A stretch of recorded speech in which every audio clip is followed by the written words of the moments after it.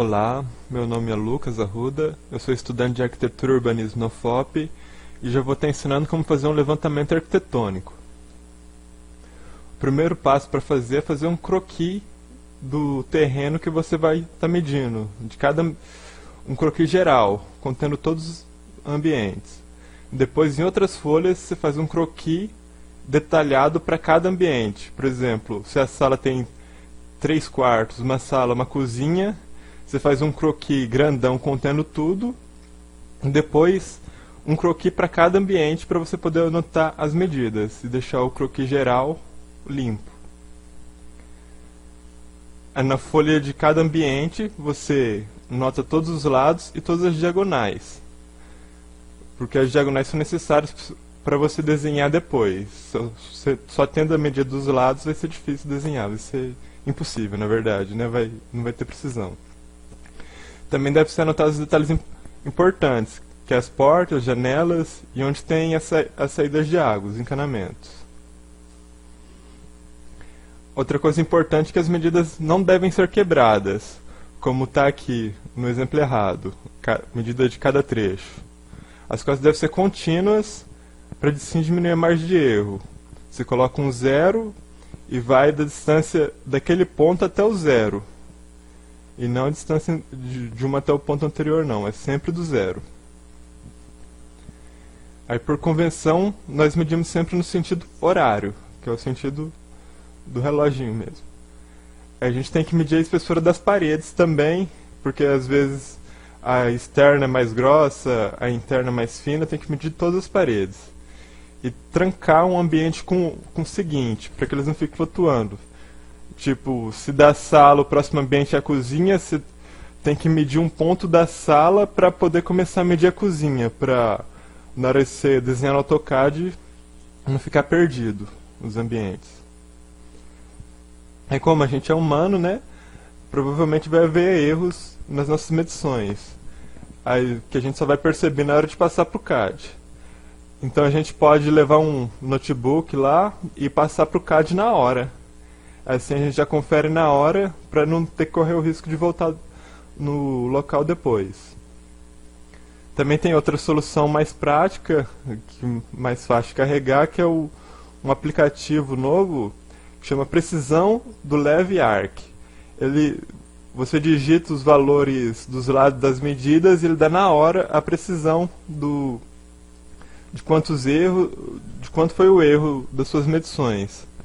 Ele também serve para anotar os detalhes, mas também você vai ter que desenhar os croquis tudo certinho. É só para calcular a precisão mesmo. É que por excluindo o aplicativo, você digita todos os valores aqui, aperta precisão, ele dá aqui o erro em unidades absolutas. Se você estiver medindo em metro, isso aqui vai ser em metro. Se estiver medindo em centímetro, isso aqui vai ser em centímetro. E o erro em porcentagem, ó, erro de 1%.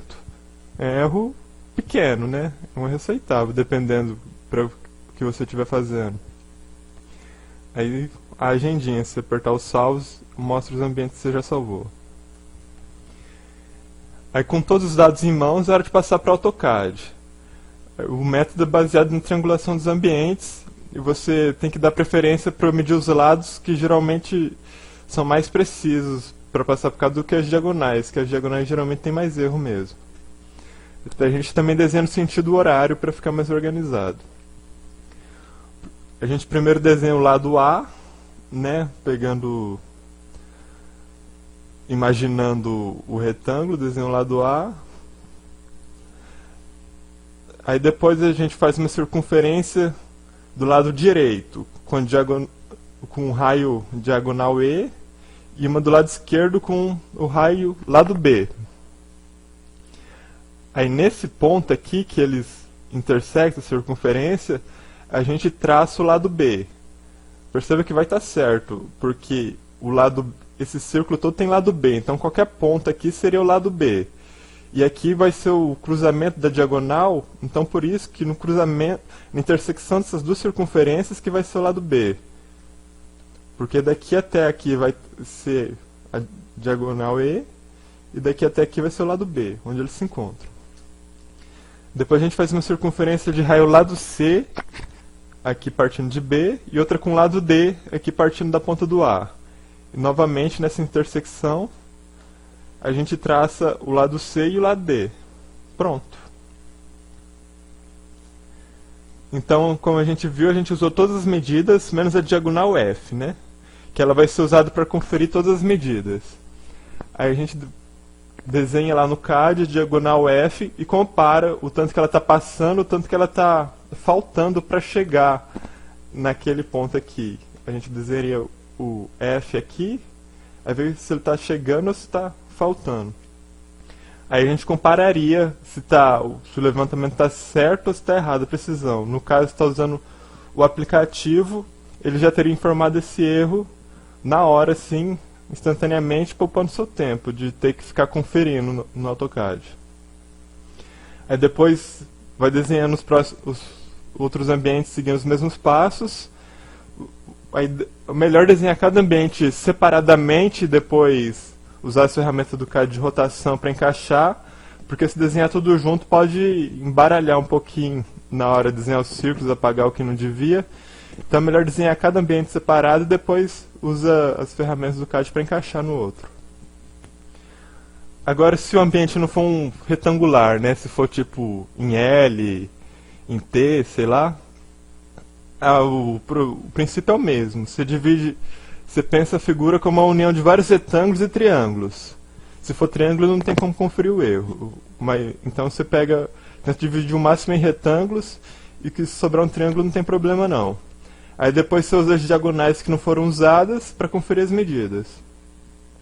Aí usando o aplicativo, você pode pensar o ambiente como junção de vários quadriláteros mesmo, salvando cada parte separado e verificando o erro de cada uma, juntando tudo na hora de desenhar. Aqui temos o ambiente em L, que no caso foi dividido em 2 trapézios. O importante é sempre pegar a medida da diagonal aqui da quina, não tentar imaginar uma paralela aqui, porque você fica sem referência para esse ponto. Se pegar essa paralela aqui sem referência para esse ponto. Você usa as diagonais para separar em quadriláteros, para você ter uma referência. Aqui um ambiente em T, que seria um ambiente bem complexo, né? Aí você pode usar essas diagonais igual eu fiz, ou você poderia pegar do outro lado também. O importante é ver o que está mais conveniente, que for melhor para você na hora de fazer o levantamento. Aí você pensa em como você vai dividir os quadriláteros. Aqui seria o ambiente em cruz, para no caso, imaginando que tivesse um pilar aqui em cada quina da parede, atrapalhando a medição. Aí você poderia dividir em 5 quadriláteros, aí ficaria bem mais precisa a medida. O ideal para fazer o levantamento é ter pelo menos 3 pessoas para realizar as medições. 2 para segurar a trena e 1 para anotar. É importante não revezar as funções. Um sempre fica com o 0 da trena, paradinho lá no cantinho dele, e o outro sempre com outra ponta. Esse outro, quando precisar mover a trena, inclinar mais para cima e mais para baixo, é o outro que está contra a ponta. O 0 fica paradinho. E o outro anotando nos desenhos ou no aplicativo, anotando certinho. Porque isso ajuda a diminuir os erros também, não fica revezando. É sempre bom ter uma trena de qualidade, precisa, né? E saber onde está o 0. Porque nem toda trena começa no 0, assim, tem que saber. Às vezes ela tem uma correntinha, alguma coisa, senão complica. Aí trenas eletrônicas são ótimas para medir altura, local de difícil acesso, mas ela, para diagonal, é bem difícil porque vai sobrar uma partezinha atrás dela que você não vai conseguir encostar na quina. Então deve ter preferência pelas trenas comuns mesmo. Ela deve estar... a trena deve estar bem horizontal. Se precisa usar até uma mangueira de nível para auxiliar no levantamento. Também ela não deve estar encostada no chão, porque isso, além de estragar, né? Porque está arrastando no chão, o chão pode... ninguém garante que o chão é plano, pode ter desnível também. Fazer os croquis bem caprichado para outra pessoa poder entender tudo legível.